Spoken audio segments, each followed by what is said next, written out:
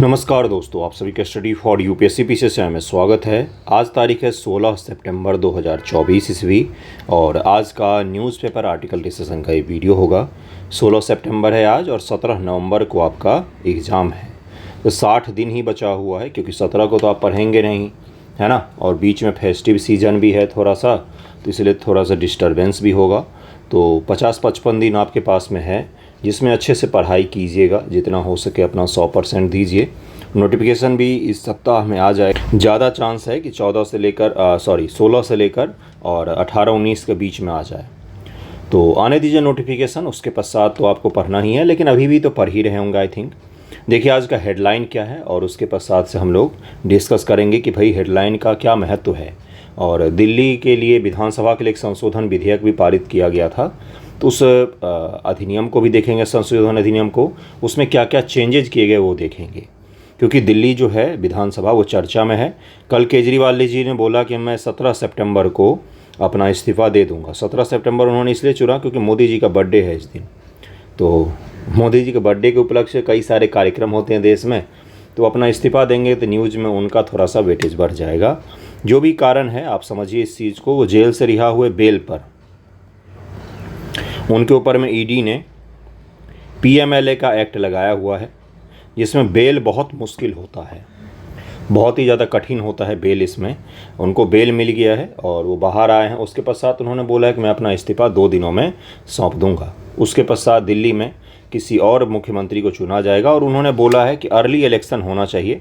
अगले साल फरवरी में इलेक्शन होना था दिल्ली में, लेकिन अब वो बोल रहे हैं कि हरियाणा और महाराष्ट्र के साथ ही दिल्ली का भी इलेक्शन होना चाहिए। तो दिल्ली विधानसभा को हम लोग देखेंगे। उसके साथ में भारत में प्रगति मैदान में जो बना हुआ है दिल्ली में भारत मंडपम बना हुआ है ना, उसमें हरित हाइड्रोजन को लेकर वैश्विक सम्मेलन हुआ है। हरित हाइड्रोजन को लेकर वैश्विक सम्मेलन हुआ है, जिसको प्रधानमंत्री मोदी जी ने वर्चुअली संबोधित किया था।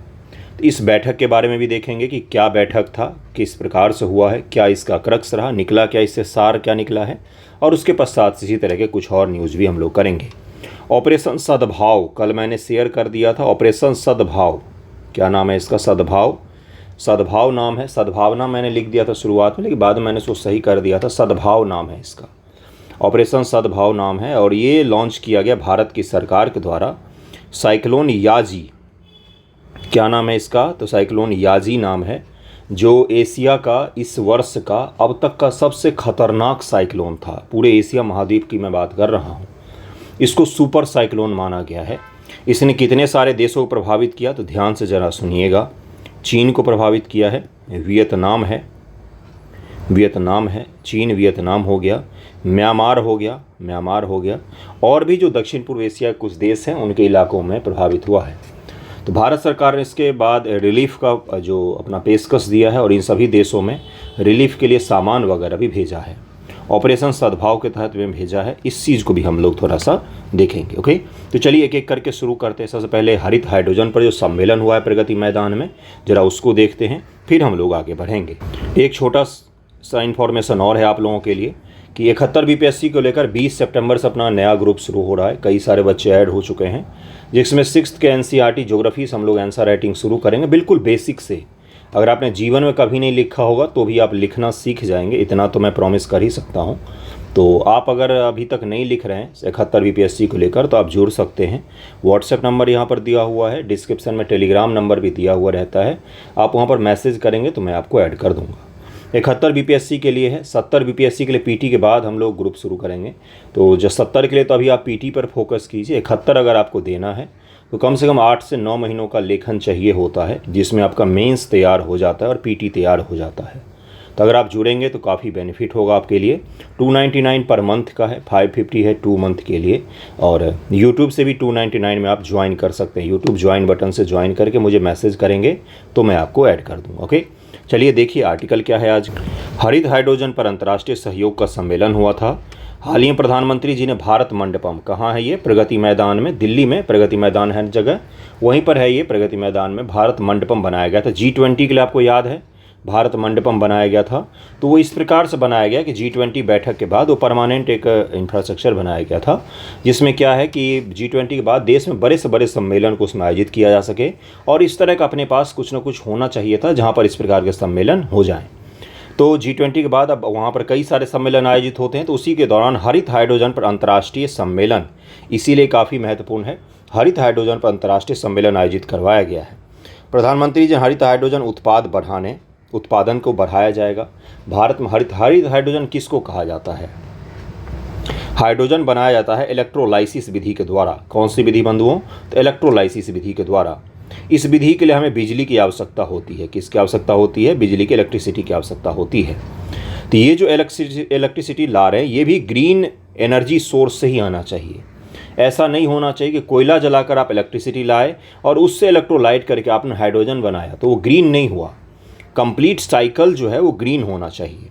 ये जो बिजली आ रहा है ये अगर सोलर सोर्स से आएगा या छोटे स्तर के डैम से आएगा या फिर विंड एनर्जी से आएगा या टाइडल एनर्जी से आएगा, तो क्या होगा? 100% ग्रीन एनर्जी होगा। उसके द्वारा कोई एमिशन नहीं हुआ है, और उसका उपयोग हम किस में कर सकते हैं? इलेक्ट्रोलाइसिस विधि में, जिसके द्वारा H2 का उत्पादन होता है, हरित हाइड्रोजन का उत्पादन होता है। और इस हरित हाइड्रोजन को हम लोग ईंधन के तौर पर इस्तेमाल कर सकते हैं। और जब हाइड्रोजन को ईंधन के तौर पर इस्तेमाल किया जाता है तो उससे क्या उत्सर्जित होता है? उससे जल उत्सर्जित होता है, H2O बनता है, जल उत्सर्जित होता है। इस पूरे साइकिल में कहीं पर भी कुछ भी उत्सर्जन ऐसा नहीं हुआ जो पर्यावरण को नुकसान पहुंचाए, इसीलिए इसको हरित हाइड्रोजन कहा जाता है। ब्राउन हाइड्रोजन भी होता है। अलग अलग हाइड्रोजन की कोडिंग की गई है इसी आधार पर कि इलेक्ट्रोलाइसिस विधि के लिए हम इलेक्ट्रिसिटी किस सोर्स से ला रहे हैं, इस आधार पर हाइड्रोजन का वर्गीकरण किया गया, हाइड्रोजन ईंधन का। जैसे हरित हाइड्रोजन होता है, ग्रे हाइड्रोजन होता है, जहाँ पर गैस के द्वारा बिजली प्रोड्यूस करते हैं हम, और उस बिजली का उपयोग इलेक्ट्रोलाइसिस विधि में करते हैं। तो इस प्रकार से कलर कोडिंग की गई हाइड्रोजन ईंधन की। ओके, देखिए इसी को लेकर सम्मेलन आयोजित हुआ था, क्योंकि आने वाले समय का भविष्य का ईंधन हम लोग बचपन में पढ़ते थे। याद कीजिए, छठी का साइंस अगर आपने बिहार बोर्ड से पढ़ाई होगा तो उसमें हम लोग पढ़ते थे कि हाइड्रोजन गैस जो होता है अति ज्वलनशील होता है, पफ के आवाज़ के साथ ये जलता है। और हमने ये भी पढ़ा था कि इसको भविष्य का ईंधन कहा जाता है। क्यों कहा जाता है?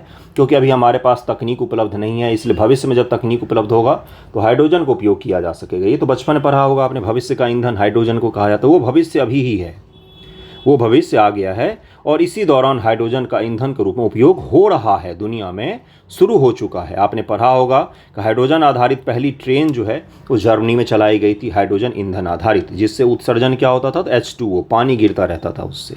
समझिए ज़रा, आने वाले कुछ समय के बाद आप गाड़ी लेकर जाएंगे, घर से निकलेंगे और आएंगे तो एक टैंकर में पानी भरा रहेगा। भारत की उपलब्धियां, भारत हरित हाइड्रोजन पर पेरिस समझौते की प्रतिबद्धताओं को पूरा करने वाले G20 देशों में से एक है। भारत की प्रतिबद्धताएं 2030 के लक्ष्य से 9 वर्ष पहले पूरी हो गई हैं।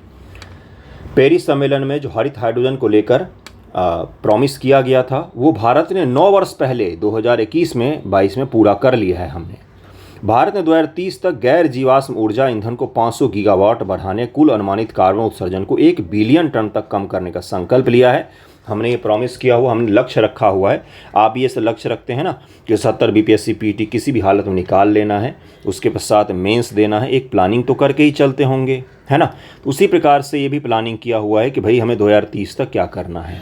आपकी भी प्लानिंग होगी कि अगले साल के दिसंबर से पहले तक क्या क्या हासिल कर लेने हैं, उसी के दौरान ये सब चीज़ें होती हैं।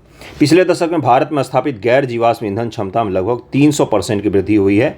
गैर जीवाश्म जो फॉसिल फ्यूल के अलावा जो सोर्स है ना ईंधन के, उसमें हमने 300% का ग्रोथ किया है।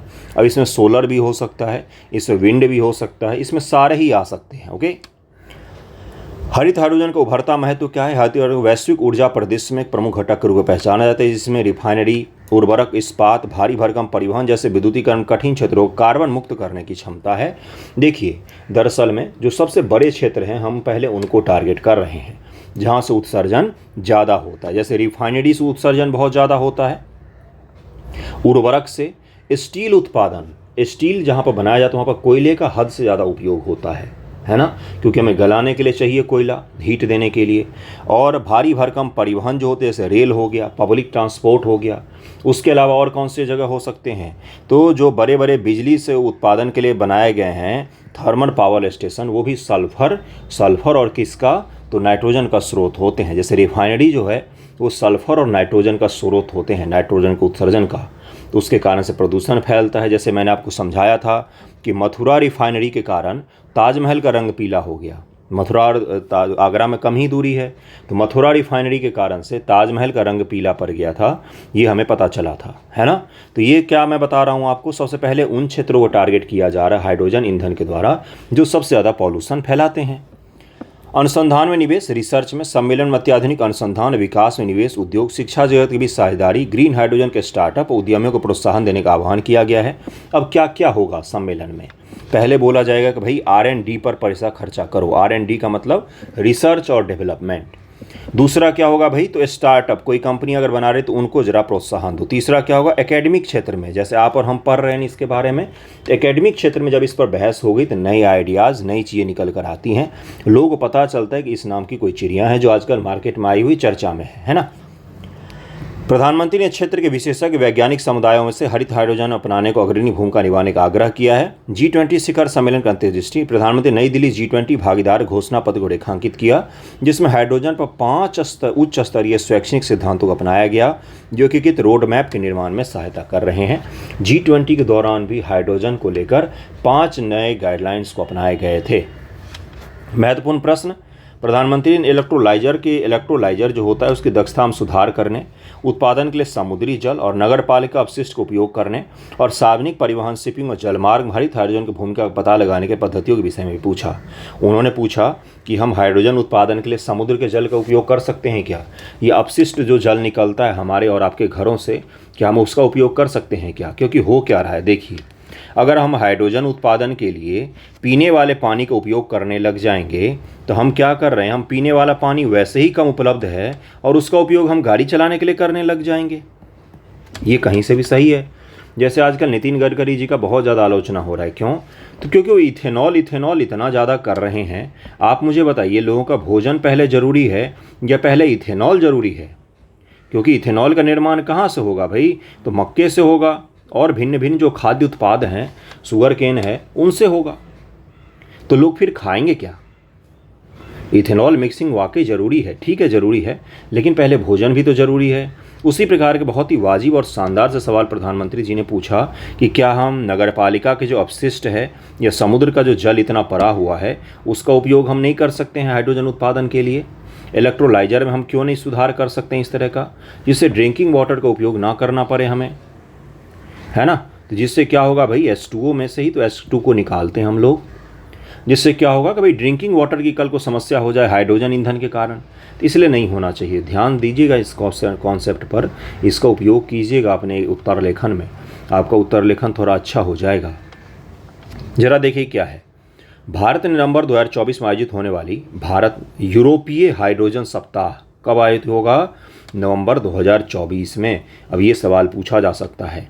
साथ एक विशेष साझेदारी की घोषणा की है। यह यूरोपीय संघ के हरित नियमों को संबोधित करने की भारत की इच्छा को उजागर करता है। इसमें अतिरिक्त भारतीय रेलवे जनवरी 2025 में पहली हाइड्रोजन ईंधन वाली ट्रेन क्षेत्रीय परीक्षण की योजना बना रही है। भारत जो है पहली ट्रेन चलाएगा कब, तो 2025 के जनवरी में हाइड्रोजन ईंधन पर आधारित। जर्मनी में चलाया गया था, फ्रांस की सहयोग से आपने पढ़ा था, और अभी भारत में चलाया जाएगा हाइड्रोजन ईंधन पर आधारित ट्रेन, भारत में चलाया जाएगा। जनवरी में उसका ट्रायल होना शुरू हो जाएगा। ट्रेन हम ईंधन पर चलाने पर, हाइड्रोजन पर चलाने पर सक्सेसफुल हो जाते हैं तो ये क्रांतिकारी हो सकता है। क्यों हो सकता है बंधुओं? क्योंकि ट्रेन में अच्छा खासा बिजली का खपत होता है। इलेक्ट्रिफिकेशन जो रेलवे लाइनों का किया गया है वो भी तो बिजली कहीं से आ रहा है, वो भी तो कहीं ना कहीं स्रोत से आ रहा है। और जो ट्रेन अगर बिजली पे नहीं पर चल रही तो डीजल पे चल रही, वो कितना धुआं निकालती है, इसलिए हमें देखना पड़ेगा। परीक्षण के लिए 1200 kilowatt diesel electric multiple unit को हाइड्रोजन ईंधन सेल आधारित वितरित पावर रोलिंग स्टॉक में परिवर्तित किया जाएगा और भारत सरकार ने तैयारी कर ली है कि हम नए तकनीक के साथ इस इंजन को चलाएंगे। अंतर्राष्ट्रीय सहयोग की आवश्यकता क्यों है? उच्च उत्पादन लागत है, इसको बनाने में उत्पादन की लागत इसकी बहुत ज़्यादा है, 3 से 8 अमेरिकी डॉलर प्रति किलोग्राम तक हो सकती है। यानी कि अगर 1 किलोग्राम हमें हाइड्रोजन ईंधन बनाना है तो ज़रा ध्यान दीजिएगा, मान लीजिए $3 ही हो तो 240 रुपया तो इसको बनाने में लग गया। फिर इस पर सरकार मान लीजिए टैक्स नहीं लगाती है, कंपनी का 10 रुपये का तो फ़ायदा होगा। फिर वितरक आएंगे, उनका भी 10 से 5 रुपये का भी फ़ायदा जोड़ेंगे तो कितना हो गया ये 265 रुपये केजी। कौन खरीदने जाएगा 265 का 1 किलो हाइड्रोजन पर्यावरण के लिए? आपको लगता है कोई खरीदेगा? तो उत्पादन लागत इसकी बहुत ज़्यादा है, इसलिए हमें इसको थोड़ा सस्ता बनाना पड़ेगा। हालांकि होता क्या है ना, जब भी कोई नई तकनीक आती है तो महंगी होती है। जैसे जब DSLR कैमरा आया था तो बहुत महंगा बिक रहा था, जब LED टीवीज़ आई थी तो बहुत महंगी बिकती थी। अब धीरे धीरे सस्ता हो गया क्योंकि उनका प्रोडक्शन बढ़ जाता है ना। प्रौद्योगिकी और अवसंरचना निवेश 2014 से 2019 के बीच में क्षारीय इलेक्ट्रोलाइजर की लागत में 40% कमी आई, लेकिन हरित हाइड्रोजन को प्रतिस्पर्धी बनाने की लागत में और कटौती की आवश्यकता है। इलेक्ट्रोलाइसिस लागत, ग्रीन हाइड्रोजन का उत्पादन इलेक्ट्रोलाइसिस के माध्यम से किया जाता है, जिसके लिए पर्याप्त मात्रा में विद्युत की आवश्यकता होती है। यानी कि ईंधन बनाने के लिए हमें विद्युत चाहिए। अब वो विद्युत कहाँ से आएगा? वो भी ग्रीन ही होना चाहिए, है ना। इलेक्ट्रोलाइजर की दक्षता, भारत के नवीकरणीय ऊर्जा मंत्रालय के अनुसार वर्तमान इलेक्ट्रोलाइजर अब इतने कुशल नहीं है कि उन्हें व्यापक रूप से अपनाया जा सके, और अभी यह तकनीक विकसित ही हो रहा है। संसाधन की उपलब्धता भी कम है और उत्पादन बढ़ाना भी पड़ेगा। उत्पादन अभी नहीं हो रहा है, इसलिए और भी महंगा बिक रहा है। हरित हाइड्रोजन के प्रोत्साहन से अंतर्राष्ट्रीय सहयोग किस प्रकार से मदद कर सकता है? उत्पादन वृद्धि करके मदद कर सकता है निवेश के द्वारा। IEA के अनुसार संयुक्त उद्यम सीमा पार सहयोग, विविध तकनीक क्षमताओं और विनिर्माण संसाधनों का लाभ उठाकर हाइड्रोजन उत्पादन को हम बढ़ा सकते हैं। पैमाने की अर्थव्यवस्थाएं, यूरोपीय आयोग ने इस बात पर प्रकाश डाला है कि संयुक्त अंतर्राष्ट्रीय पहलों से साझा निवेश और सामग्रियों के थोक खरीद के माध्यम से लागत में कमी लाई जा सकेगी। और उदाहरण के लिए 23 अग्रणी यूरोपीय ऊर्जा कंपनियों ने एक समूह ने आधिकारिक तौर पर हाई डील एम्बिशन लॉन्च किया, जिसका उद्देश्य समग्र यूरोप में 1.5 किलोग्राम की लागत पर 100% हरित हाइड्रोजन की आपूर्ति सुनिश्चित करना है। हाई डील एम्बिशन क्या है? हाई डील एम्बिशन सस्ते दाम पर यूरोप में हाइड्रोजन ईंधन उपलब्ध करवाने के लिए 30 कंपनियों ने आपस में समझौता किया है। समझ में आ गया आपको समझौता? ये हाई डील भी आ गया आपको, और प्रगति मैदान में जो बैठक हुई है उसके बारे में बता दिया। हरित हाइड्रोजन क्या होता है ये भी बता दिया, चुनौतियां क्या हैं ये भी बता दिया है आपको। नेक्स्ट टॉपिक पर हम लोग चलते हैं, इसको ध्यान से याद कर लीजिएगा। PT में नहीं तो मेंस में एक सवाल तो हरित हाइड्रोजन से गारंटेड है, ठीक है। आज पूछे, कल पूछे, 1 साल बाद पूछे, पक्का पूछेगा इससे, ठीक है। चलिए अगले टॉपिक पर चलते हैं। दिल्ली असेंबली जो है चर्चा में है। क्यों चर्चा में है? तो मुख्यमंत्री इस्तीफा देंगे। अब ज़रा ध्यान से सुनिएगा बातों को। कोई मंत्री अगर अपने पद से इस्तीफा देता है तो क्या सरकार गिर जाती है? नहीं। अगर मान लीजिए गृह मंत्री जी हैं या फिर वित्त मंत्री जी हैं, अगर ये इस्तीफा देते हैं तो सरकार के ऊपर में कोई प्रभाव नहीं पड़ता है। लेकिन अगर प्रधानमंत्री जी इस्तीफा देते हैं या फिर CM इस्तीफा देते हैं तो पूरी सरकार गिरती है और फिर से नई सरकार का गठन किया जाता है। दिल्ली में चीफ मिनिस्टर जो हैं वो इस्तीफा देंगे। दिल्ली के उपराज्यपाल जो हैं, उपराज्यपाल पहले क्यों कहा जाता है? क्योंकि दिल्ली और UT क्षेत्र के मुख्य प्रशासक राष्ट्रपति महोदया हैं।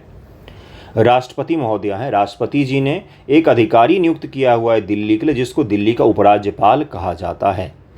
इसी प्रकार से दूसरा विधानसभा जो है वह है पुदुचेरी, वहाँ पर भी उपराज्यपाल होते हैं। और उसी प्रकार से तीसरा विधानसभा है कौन सा? तो जम्मू कश्मीर UT सहित विधानसभा, जहाँ पर अभी उपराज्यपाल कौन है? तो वो आपके हैं मनोज सिन्हा जी। ये तो आपको पता होगा। ये उपराज्यपाल पद क्यों है तो ये भी मैंने आपको समझा दिया। और दरअसल में सरकार के जो प्रमुख हैं अभी, चाहे वो दिल्ली के CM हो या प्रधानमंत्री PM हो, वो अगर इस्तीफा देते हैं तो सरकार गिर जाती है। सरकार और किस समय गिरती है? जैसे मान लीजिए किसी मंत्री महोदय के लिए, ध्यान से सुनिएगा, पॉलिटी का कॉन्सेप्ट मैं आपको समझा रहा हूँ, ये स्टेटमेंट बनाकर पूछा जाता है। किसी मंत्री महोदय के लिए अगर लोकसभा में अविश्वास का प्रस्ताव लाया जाता है, मंत्री महोदय के लिए अविश्वास का प्रस्ताव लाया जाता है तो भी सरकार गिर जाएगी, अगर वो अविश्वास प्रस्ताव पारित हो जाता है तो। अगर मान लीजिए कि प्रधानमंत्री जी ने किसी मंत्री को बोला, राष्ट्रपति से सिफारिश की इस मंत्री को बर्खास्त कर दिया जाए, और वो मंत्री अगर बर्खास्त किए जाते तो सरकार नहीं गिरती है। यानी कि अगर सरकार के खिलाफ या मंत्री के खिलाफ अविश्वास प्रस्ताव लाया जाता है और वो अविश्वास प्रस्ताव पारित हो जाता है निचले सदन में ही अविश्वास प्रस्ताव लाया जा सकता है। क्यों? क्योंकि निचला सदन में जिम्मेदार होते सरकार किसके प्रति? तो निचले सदन के प्रति जिम्मेदार होती है। तो अगर उसमें अविश्वास प्रस्ताव पारित हो गया तो सरकार गिर जाएगी। और क्या स्थिति बन सकती है? अगर बजट सेशन चल रहा है, बजट भारत सरकार लेकर आई है लोकसभा में, और बजट सदन में पारित नहीं हो पाती है, तो बजट को सदन से सरकार पारित नहीं कर पाती है तो भी सरकार गिर जाएगी, क्योंकि सरकार में विश्वास नहीं रहा, सरकार बजट पारित नहीं करवा पाई, इसलिए सरकार गिर जाती है। वहाँ पर आपको अलग अलग सिचुएशन समझ में आ रहा है।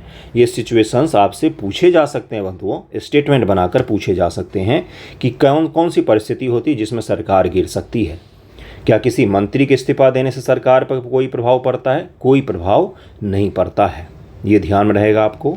अभी दिल्ली के जो सीएम हैं उन्होंने इस्तीफा दिया। उन्होंने बोला है कि हम चुनाव की मांग कर रहे हैं, चुनाव में अगर हमें जनता ने जिता दिया तो ही मैं मुख्यमंत्री पद धारण करूँगा, है ना। तो ठीक है, उनको करने दीजिए, उनकी बात। राजनीतिक चीज़ों पर हमें नहीं जाना है, हमें ज़रा ध्यान से देखना कि सिचुएशन क्या बन रहा है और दिल्ली की स्थिति क्यों इतनी अजीब हो गई है।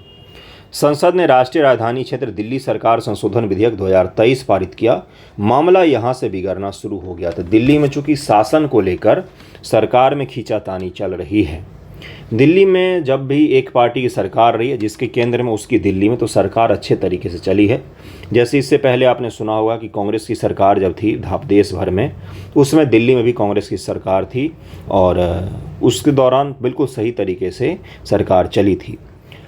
वर्तमान में खींचातानी थोड़ी सी ज़्यादा हो गई है। अनुच्छेद 239 AA ये पूछा गया है, पीटी में कई बार पूछा गया है। 69 संशोधन अधिनियम 1991, ये दोनों पीटी फैक्ट के लिए वेरी वेरी इंपॉर्टेंट है। संविधान में शामिल किया गया था। संविधान संशोधन करके दिल्ली को एक यूटी विथ असेंबली बनाया गया था। एस बालाकृष्णन समिति 1987, ये क्यों चर्चा में रहता है? तो इसी के सिफारिशों के बाद दिल्ली को विशेष दर्जा दिया गया था, विधानसभा दिया गया था, नहीं तो उससे पहले दिल्ली एक यूटी होता था। इस अधिनियम में कहा गया कि राष्ट्रीय राजधानी क्षेत्र NCT दिल्ली में एक प्रशासक और एक विधानसभा होगी, उसके पश्चात विधानसभा बनाया गया था। विधानसभा के पास राष्ट्रीय राजधानी क्षेत्र के संबंध में संपूर्ण या उसके किसी विशेष भाग के लिए कानून बनाने की शक्ति होगी। राज्य सूची या समवर्ती सूची के विषय में कोई भी मामला हो जो केंद्र शासित प्रदेशों पर लागू होता है के विषय पर विधानसभा कानून बनाने का अधिकार होगा। परंतु दिल्ली की विधानसभा 3 विषयों पुलिस, सार्वजनिक व्यवस्था और भूमि पर कानून नहीं बना सकती। ये सेंटर के हाथों में होता है, ये सेंटर के हाथों में होता है। कौन कौन सी? जैसे दिल्ली पुलिस किसके हाथों में है? तो ये गृह मंत्रालय के हाथों में है। और सार्वजनिक व्यवस्था मतलब कि लोक प्रशासन जो होता है डे बाय डे का, और भूमि जो दिल्ली का लैंड है वो भी सेंट्रल गवर्नमेंट के अंतर्गत आता है। यानी कि आपको अधिकार तो मिले हैं, लेकिन यूटी को इतने ही अधिकार मिलते हैं, यूटी के विधानसभा को इतने ही तो अधिकार मिलते हैं। पुदुचेरी में भी तो यही है। पिछले कुछ वर्षों से राष्ट्रीय राजधानी क्षेत्र में शासन को लेकर दिल्ली सरकार उपराज्यपाल के बीच में संघर्ष चल रहा था। केंद्र सरकार और दिल्ली सरकार के तर्क क्या क्या हैं, जरा इसको ध्यान से सुनिए। आपसे सवाल पूछा जाएगा कि भाई दिल्ली विधानसभा संशोधन अधिनियम जो पारित किया गया 2023 वो क्या है। दिल्ली सरकार ने तर्क दिया कि संघवाद फेडरलिज्म के अर्थ में निर्वाचन प्रतिनिधियों के स्थानांतरण और पोस्टिंग पर अधिकार होना चाहिए। निर्वाचित प्रतिनिधियों के पास, यानी कि जो मिनिस्टर हैं उनके पास में अधिकारियों के ट्रांसफ़र और पोस्टिंग का अधिकार होना चाहिए, जो सेंट्रल गवर्नमेंट ने अपने हाथों में ले लिया। अब सेंट्रल गवर्नमेंट ने जब अधिकारियों के ट्रांसफ़र और पोस्टिंग का अपने हाथों में ले लिया तो दिल्ली का अधिकारी जो हैं IAS अधिकारी हैं या अलग अलग अधिकारी जो हैं वो दिल्ली के मंत्रियों की बात को नहीं सुनते हैं, ऐसा आरोप लगाया गया था आम आदमी पार्टी के सरकार के द्वारा। दूसरी ओर केंद्र सरकार के अनुसार दिल्ली राष्ट्रीय राजधानी क्षेत्र है, इसलिए प्रशासनिक सेवाओं पर केंद्र का नियंत्रण होना चाहिए, जिसमें नियुक्तियां और स्थानांतरण भी शामिल है। मई 2023 में सुप्रीम कोर्ट के 5 न्यायाधीशों की संवैधानिक पीठ ने कहा कि सार्वजनिक व्यवस्था, पुलिस और भूमि को छोड़कर राष्ट्रीय राजधानी क्षेत्र दिल्ली में प्रशासनिक सेवाओं पर दिल्ली सरकार का विधायी और कार्यकारी नियंत्रण होगा। मई 2023 में सुप्रीम कोर्ट ने फैसला दे दिया। फिर सरकार को आ गया गुस्सा, केंद्र सरकार को। उन्होंने क्या किया, ये एक्ट बनाया और सुप्रीम कोर्ट के फैसले की ऐसी की तैसी कर दी और पलट कर रख दिया। उसके पश्चात राष्ट्रीय राजधानी क्षेत्र दिल्ली सरकार संशोधन अध्यादेश 2023 पारित हुआ। आपको मैं एक चीज़ बताऊं, दिल्ली में ही मैं रहता हूं, तो इसलिए मुझे पता है पिछले 1 साल के दौरान दिल्ली की स्थिति और बदतर हो गई है। जगह आपको ज़्यादा गंदे दिखेंगे, पुलिस प्रशासन, क्राइम रेट आपको ज़्यादा दिखेगा, हर चीज़ में ही आपको दिखेगा बदतर हो गई है कंडीशन।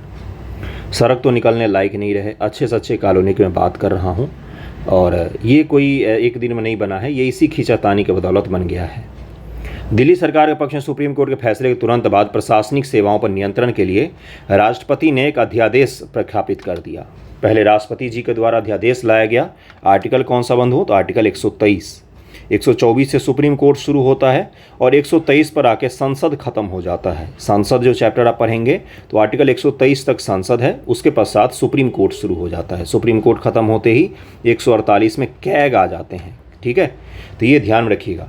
123 के तहत उन्होंने अध्यादेश जारी कर दिया। राष्ट्रपति जी की ये शक्तियाँ होती हैं कि जब दोनों सदन में से कोई एक या दोनों सदन अपना कार्यकाल में ना हो, उनका सदन नहीं चल रहा हो, जैसे राज्यसभा या लोकसभा का, तो राष्ट्रपति महोदया अध्यादेश जारी कर सकती हैं, और उन्होंने कर दिया। अध्यादेश का उद्देश्य दिल्ली प्रशासन को लोकतांत्रिक इच्छा के साथ दिल्ली के लोगों के स्थानीय घरेलू हिंसा को संतुलित करना, हितों को संतुलित करना था। और अध्यादेश ने उपराज्यपाल को दिल्ली की सेवाओं पर निर्णय लेने का अधिकार वापस दे दिया कि भाई दिल्ली के उपराज्यपाल दिल्ली के सर्वे सर्वा होंगे। अध्यादेश उपराज्यपाल को केवल अपने विवेक पर मुख्यमंत्री से परामर्श करने की आवश्यकता है। विवेक पर विवेकाधीन शक्ति दे दी गई दिल्ली के उपराज्यपाल को कि आप मुख्यमंत्री से सलाह कर भी सकते हैं और इग्नोर भी कर सकते हैं, और इन्होंने इग्नोर ही किया। विजय सक्सेना जी। राष्ट्रीय राजधानी क्षेत्र दिल्ली सरकार संशोधन विधेयक 2023 दिल्ली में सेवाओं के नियंत्रण पर अध्यादेश की जगह लेता है। इसे संसद के दोनों सदनों द्वारा पारित कर दिया गया, और उसके पश्चात से जब दोनों सदनों के द्वारा पारित कर दिया गया, लोकसभा और राज्यसभा के द्वारा, तब ये एक्ट बन गया है। इसकी मुख्य विशेषताएं क्या क्या थी, तो राष्ट्रीय राजधानी सिविल सेवा प्राधिकरण का गठन किया गया। विधेयक सेवाओं संबंधित कुछ मामलों पर उपराज्यपाल को सिफारिश करने के लिए राष्ट्रीय राजधानी सिविल सेवा प्राधिकरण की स्थापना करता है। राष्ट्रीय राजधानी सिविल सेवा प्राधिकरण के कार्य क्या है, स्थानांतरण और पोस्टिंग करना, सतर्कता संबंधित मामलों की सुनवाई करना, अनुशासनात्मक कार्रवाई करना, यानी कि संपूर्ण सेवा जो है किसके हाथों में सौंप दी गई एक तरह से, तो राष्ट्रीय राजधानी क्षेत्र सिविल सेवा प्राधिकरण के हाथों में सौंप दी गई। अखिल भारतीय सेवाएं IAS, भारतीय पुलिस सेवा को छोड़कर DANICS, दिल्ली अंडमान और Nicobar island civil services group 1 अभियोजन की स्वीकृति भी दे दी गई। विधेयक उपराज्यपाल को राष्ट्रीय राजधानी लोक सेवा प्राधिकरण द्वारा सुझाए गए मामलों और दिल्ली विधानसभा को बुलाने, स्थगित और भंग करने सहित कई मामलों पर विवेक का प्रयोग करने का अधिकार देता है। उपराज्यपाल को विवेकाधीन शक्तियां बहुत ज़्यादा दे दी गई। किस एक्ट के बाद, तो इसी संशोधन एक्ट के बाद। जो उपराज्यपाल को विवेकाधीन शक्तियां कम होती हैं, वो राज्यपाल, उपराज्यपाल, राष्ट्रपति, इन सब के पास विवेकाधीन शक्तियां कम होती है, आपने देखा होगा, है ना। लेकिन यहाँ पर उपराज्यपाल को विवेकाधीन शक्तियाँ ज़्यादा दे दी गई। प्राधिकरण में सम्मिलित होंगे, कौन कौन इस प्राधिकरण में सम्मिलित होंगे, ये कृपया याद रखिएगा। ये आपसे पीटी में पूछा जा सकता है कि दिल्ली प्रशासन के लिए जो प्राधिकरण बनाया गया है उसमें कौन कौन सदस्य हो सकते हैं निम्न में से। तो अध्यक्ष के रूप में दिल्ली के मुख्यमंत्री होंगे, अध्यक्ष तो दिल्ली के मुख्यमंत्री होंगे। सदस्य सचिव के रूप में दिल्ली सरकार के प्रधान गृह सचिव होंगे। सदस्य के रूप में दिल्ली सरकार के मुख्य सचिव भी होंगे। केंद्र सरकार प्रधान सचिव और मुख्य सचिव दोनों की नियुक्ति करेगा। देखिए 3 लोग बना दिए दिल्ली केंद्र सरकार ने, लेकिन 3 में से 2 की नियुक्ति कौन करेगा, तो वो करेगा दिल्ली की केंद्र सरकार। प्राधिकरण के सभी निर्णय उपस्थित और मतदान करने वाले सदस्यों के बहुमत के आधार पर होगा। अब 3 लोगों में से बहुमत 2 ही का तो होगा, 1.5 आदमी थोड़ी ना फैसला ले सकता है, 2 ही का तो बहुमत होगा। एक केजरीवाल जी हो गए CM और बाकी 2 अधिकारी हो गए जिनकी नियुक्ति सेंट्रल गवर्नमेंट करती है। बारीकी समझ गए आप कहाँ पर पेंच फंसा हुआ है। उपराज्यपाल की शक्तियां एक्ट के तहत ऐसे मामले जिन्हें उपराज्यपाल विवेक से कर सकते हुए कौन कौन से हैं, तो दिल्ली विधानसभा की विधायी क्षमता के बाहर के मामले जो उपराज्यपाल को सौंपे गए हैं, और ऐसे मामले जहां उन्हें कानून द्वारा अपने विवेक से कार्य करना या कोई न्यायिक या अर्ध न्यायिक कार्य करना उपेक्षित है, उन सभी चीज़ों पर दिल्ली के उपराज्यपाल को शक्तियाँ दी गई। विधेयक उपराज्यपाल की विवेकाधीन भूमिका का दायरा बढ़ाता है। उन्हें प्राधिकरण के सुझाव को मंजूरी देने, उन्हें पुनर्विचार के वापस लौटाने की शक्ति भी देता है कि अगर प्राधिकरण ने कोई निर्णय लिया है तो उपराज्यपाल महोदय उस पर निर्णय ले सकते हैं, उस पर मंजूरी दे सकते हैं, उसको लौटा भी सकते हैं कि भाई वापस ले लो फैसले, हमने इस पर निर्णय ले रहे, एक बार फिर से पुनः विचार कर लीजिए। तो यही है मामला। और अगला क्या है? अगला है कि अगर उपराज्यपाल और प्राधिकरण के मामले में प्राधिकरण के बीच में किसी चीज़ को लेकर विवाद होता है तो किसका फैसला मान्य होगा? तो उपराज्यपाल का फैसला ही अंतिम होगा। तो ये सारा कुछ मैंने आपको समझाए हैं, जिसको आपको ध्यान में रखना है और समझना है कि भाई संशोधन विधेयक क्या है। दिल्ली सरकार कोई मंत्री अपने ध्यान में लाए गए मामलों के निपटान के संबंध में अस्थायी आदेश जारी कर सकता है। ये तो दिल्ली सरकार को कुछ दिए गए थे भाई, तो सारा कुछ मैंने आपको समझाया है संशोधन विधेयक को, कृपया उसको ध्यान में रखिएगा। खासतौर से प्राधिकरण में कौन कौन होते हैं, प्राधिकरण की शक्तियाँ क्या क्या हैं, ये सब जो मैंने आपको बताया है ये कृपया ध्यान में रखिएगा, बहुत इंपॉर्टेंट है ये आपके लिए। ओके, नेक्स्ट टॉपिक देखिए, वंदे भारत ट्रेन के बारे में आज हम लोग पढ़ेंगे। बहुत ज़्यादा चर्चा में रहता है तो थोड़ा सा उसके बारे में फैक्ट तो पढ़ना ज़रूरी ही है कि कहाँ बनाया गया, पहली ट्रेन कहाँ से कहाँ चलाई गई थी। पीटी के लिए इंपॉर्टेंट है। क्यों इंपॉर्टेंट है और क्यों चर्चा में है आज, तो ज़रा न्यूज़ देखिए। तो 6 नए वंदे भारत ट्रेन का जो है उसको कल झंडा दिखाया गया है, प्रधानमंत्री महोदय ने दिखाया और चलाया गया है। उसमें देखिए इसमें कौन कौन से रूट हैं 6। तो एक है आपका पटना से लेकर टाटानगर के लिए, और दूसरा है भागलपुर से हावड़ा के लिए, और देवघर से बनारस के लिए, फिर गया से भी हावड़ा के लिए चलाया गया है, और राउरकेला से भी हावड़ा के लिए चलाया गया है, और उसके बाद से टाटानगर से बरहामपुर के लिए चलाया गया है। ये 6 ट्रेनें हैं जिसमें मुख्य रूप से किन किन राज्यों पर फोकस किया गया है? तो मुख्य रूप से फोकस किया गया है आपका यूपी, उत्तर प्रदेश, बिहार, झारखंड और उड़ीसा और बंगाल, वेस्ट बंगाल। तो यूपी, बिहार, बंगाल, झारखंड और उड़ीसा, ये जो राज्य हैं इनमें 6 नए वंदे भारत को शुरू करवाया गया है।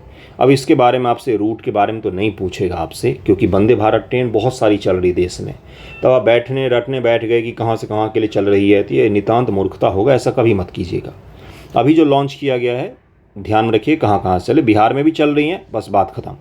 हमें देखना है कि वंदे भारत ट्रेन क्या है, कौन सी तकनीक है इसमें, किस प्रकार से काम करती है, पहली बार कहाँ पर बनाया गया, स्वदेशी है या विदेशी भी कुछ इसमें ऐड है, इन सभी चीज़ों को हम लोग ज़रा समझते हैं। ओके, देखिए वंदे भारत ट्रेन जो है ये स्वदेशी रूप से पूरी इंडिजिनस है, हमने देश में ही बनाया इसको, भारतीय है संपूर्ण रूप से। डिजाइन और निर्मित सेमी हाई स्पीड स्वचालित ट्रेन है, सेमी हाई स्पीड स्वचालित ट्रेन है, सेमी हाई स्पीड है। हाई स्पीड ट्रेन की बात करेंगे तो कुछ दिन पहले चीन ने एक ट्रायल रन किया, आप सुनकर बेहोश मत हो जाना। ट्रेन की रफ्तार में लिखने जा रहा हूँ 1000 किलोमीटर पर आवर ट्रेन चलेगी इतने से। वायुयान चलती है 800 से 900 किलोमीटर पर आवर पर। वायुयान अगर ज़्यादा जाती है टॉप स्पीड तो 1000 तक जाती है, डोमेस्टिक में बात कर रहा हूँ, छोटे फ्लाइट्स की। 1000 किलोमीटर पर आवर के हिसाब से वायुयान चलती है। ट्रेन का चीन ने ट्रायल किया है जो 1000 किलोमीटर पर आवर की रफ्तार से भी चल पाएंगी। वंदे भारत तो अभी काफ़ी पीछे है उस मामले में, अभी तो हम मुश्किल से 100 को टच कर पाते हैं, जिसे गति और यात्री सुविधा के मामले में राजधानी ट्रेनों की शुरुआत के बाद भारतीय रेलवे के अगले कदम के रूप में देखा जाता है। अगर आपने राजधानी का सफ़र किया होगा तो सफ़र एक तो काफ़ी कंफर्टेबल होता है और दूसरा स्पीड भी इसकी काफ़ी अच्छी खासी होती है, लेकिन टिकट भी तो महंगा होता है। प्रथम वंदे भारत ट्रेन का निर्माण इंटीग्रल कोच फैक्ट्री चेन्नई द्वारा किया गया था। इस फैक्ट को कृपया ध्यान में रखें। और कार्यक्रम के हिस्से के 100 करोड़ रुपए की लागत से इसको बनाया गया था। एक वंदे भारत की लागत कितनी होती है बंधुओं? तो 100 करोड़ करीब में इसको बनाने में एक बार में लगते हैं। वंदे भारत अलग लोकोमोटिव द्वारा संचालित यात्री कोचों की पारंपरिक प्रणालियों की तुलना में ट्रेन सेट तकनीक के अनुकूल भारत का पहला प्रयास था। जैसे आपने देखा होगा कि जो भारत की अभी की ट्रेनें आप चढ़ते होंगे या राजधानी वगैरह देखा, उसमें इंजन अलग से जोड़ा जाता है ना, बाकी डब्बे रहते हैं, इंजन अलग से जोड़ा जाता है। लेकिन ये जो है तकनीक इसमें मेट्रो जैसा ही है, दिल्ली मेट्रो आपने देखा है, जैसे मेट्रो में इंजन अलग से नहीं होता है, उसी में जुड़ा हुआ ही होता है, उसी तकनीक पर आधारित है ये भी। ओके, हालांकि ट्रेन सेट कॉन्फ़िगरेशन एक जटिल प्रक्रिया है, लेकिन इसे बनाए रखना आसान है। ये कम ऊर्जा खपत के साथ ट्रेन संचालन में अधिक लचीली होती है। 400 नई ट्रेनें में बेहतर दक्षता के लिए रेलवे इनमें से कई ट्रेनों को स्टील के बजाय एल्यूमिनियम से बनाने का विचार कर रही है। अब यहाँ पर ज़रा समझिएगा इस चीज़ को। क्यों? लालू जी जब रेल मिनिस्टर बने थे ना, तो उन्होंने बिल्कुल ही देसी दिमाग का उपयोग करते एक शानदार उन्होंने सोचा था। उनके अधिकारी लोगों ने उनको सामने रखा, ज़रा समझिएगा नेता किस प्रकार से काम करता है। शार्प होते हैं जो भी लीडर है ना, किसी पक्ष के लीडर को देखिए वो शार्प होते हैं, उनको आप आलोचना करना बहुत आसान होता है, किसी भी नेता का, भाजपा का ले लीजिए, किसी का भी ले लीजिए, लेकिन वो शार्प होते हैं, दिमाग उनका तेज होता है। सामान्य तौर पर आपको दिखेंगे वो हमारे आपके जैसे, लेकिन वो शार्प होते हैं। उनके सामने अधिकारियों ने रखा कि जो हमारे पास मालगाड़ियाँ हैं, उन्होंने बोला कि मालगाड़ी पर मालों की संख्या बढ़ाओ, मतलब कि एक गाड़ी पर और भी ज़्यादा हम माल को क्यों नहीं लोड कर रहे हैं। लागत ज़्यादा थी मालगाड़ी की, तो उन्होंने पूछा लागत ज़्यादा क्यों है। तो उन अधिकारियों ने बताया उनको कि बात ऐसा है कि भाई हमारे इंजन जो है वो जितना भार को खींच सकेंगे उतना ही तो हम ला देंगे। तो उन्होंने पूछा भार को कम करो। तो उस समय जो मालगाड़ी बनाए जाते थे वो स्टील के बनाए जाते थे, ठीक है, लोहे के बनाए जाते थे, मोटे। तो उन्होंने बोला कि इसको बदल कर या तो पतले चादर चदरा जानते हैं आप, पतला स्टील होता है, या तो उसका कर दो, या तो एल्यूमिनियम का बना दो। मालगाड़ी के डब्बे एल्यूमिनियम के बनने चाहिए। एल्यूमिनियम स्टील की तुलना में बहुत हल्का होता है, मजबूती भी उसकी होती है। तो यानी कि क्या हो गया, ट्रेन का वजन कम हो गया। अब ट्रेन का जब वजन कम हुआ तो इस पर अधिक माल लोड किए जा सकेंगे। आपने सोचा ऐसा? तो ये मैं क्या बता रहा हूँ आपको, ये एक बहुत ही अच्छी चीज़ थी जिसका शुरुआत उन्होंने किया था मालगाड़ी को लेकर। तो अब वर्तमान में इसको ट्रेन पर भी अप्लाई किया जा रहा है, क्योंकि हवाई जहाज़ जो रहती है उसकी बॉडी पूरी एल्यूमिनियम की बनी होती है, बहुत ही मजबूत होती है एल्यूमिनियम, और हल्की भी होती है। तो इसी चीज़ को यहाँ पर भी अब बनाया जाएगा कि एल्यूमिनियम पर विचार किया जा रहा है, जिससे क्या होगा कि भाई इंजन पर लोड कम पड़ेगा, ट्रेन का भार अगर कम होगा तो हम उस पर और भी चीज़ों को लोड कर सकते हैं। वर्तमान वंदे भारत ट्रेन की तुलना में एल्यूमिनियम बॉडी प्रत्येक ट्रेन सेट को लगभग 40 से 80 टन तक हल्का कम कर देगी। देखिए आपको मैंने वही चीज़ बताया ना, हल्का कर देगी। इससे क्या होगा, ईंधन की खपत कम होगी। वायुयान क्यों नहीं बनाया जाता है मोटे मोटे लोहे का, क्योंकि उनका भार बढ़ जाएगा, भार बढ़ेगा तो ईंधन की खपत ज़्यादा हो जाएगी। ट्रेन को अगर हम हल्का बनाएंगे तो ईंधन की खपत कम हो जाएगी, ठीक है, ऊर्जा की खपत कम होगी, साथ साथ में बेहतर गति क्षमता भी प्राप्त हो जाएगी। वंदे भारत ट्रेन की विशेषताएं क्या है? विकास के चरण के दौरान वंदे भारत ट्रेन बिना लोकोमोटिव के संचालित होती हैं, जो एक प्रणोदक प्रणाली पर आधारित होती है। इसे डिस्ट्रीब्यूटेड ट्रैक्शन पावर टेक्नोलॉजी कहा जाता है, जिसके द्वारा ट्रेन सेट संचालित होता है। इसके डिब्बे में ऑन बोर्ड वाईफाई, जीपीएस आधारित यात्री सूचना प्रणाली, सीसीटीवी, स्वचालित दरवाजे, ऑटोमेटिक खुलने वाले, घूमने वाली कुर्सियाँ, विमान वाले वैक्यूम प्रकार के शौचालय, ये सब भी दिया गया है इसमें, ठीक है। तेज़ त्वरण के कारण लगभग 160 किलोमीटर प्रति घंटे की गति प्राप्त कर सकती है, जिससे यात्रा का समय 25 से 45% तक कम हो जाता है, 45% तक। इससे बेहतर ऊर्जा दक्षता तो बिजली के साथ एक ब्रेकिंग सिस्टम भी है, जिससे ये लागत और ऊर्जा पर्यावरण का अनुकूल हो जाती है। 3 वर्षों में 400 ट्रेन सेट और इन उपकरणों के निर्माण से 10 से 15 हज़ार रोजगार का सृजन होगा, ऐसा भारत सरकार ने सोचा है। देश के रोलिंग स्टॉक उद्योग में लगभग 50,000 करोड़ रुपये का निवेश घटक निर्माण सब ठीक है भाई, इसको जब हम बनाएंगे तो काफ़ी अच्छा रहेगा, होना भी चाहिए, ठीक है। समझ में आ गया होगा आपको। और आज का आखिरी न्यूज़ था कि भाई India extend support to typhoon Yagi hit, Myanmar, Vietnam, Laos launch operation Sadbhav. तो ऑपरेशन सद्भाव को शुरू किया है भारत सरकार ने, म्यांमार, वियतनाम और लाओस के लिए शुरू किया है। याजी टाइफून से ये सब प्रभावित थे। याजी टाइफून एशिया का सबसे बड़ा सुपर साइक्लोन कहा जाता है इसको, और बहुत ही तेज़ गति का था, लगभग में 150 से 200 किलोमीटर पर आवर की रफ्तार से हवाएं चल रही थी। इसमें काफ़ी सारे लोगों की मृत्यु भी हुई, जान माल का नुकसान हुआ, इसलिए भारत सरकार ने ऑपरेशन सद्भाव को शुरू किया है। इसको ध्यान रखिएगा। थैंक यू सो मच आप सभी का वीडियो देखने के लिए।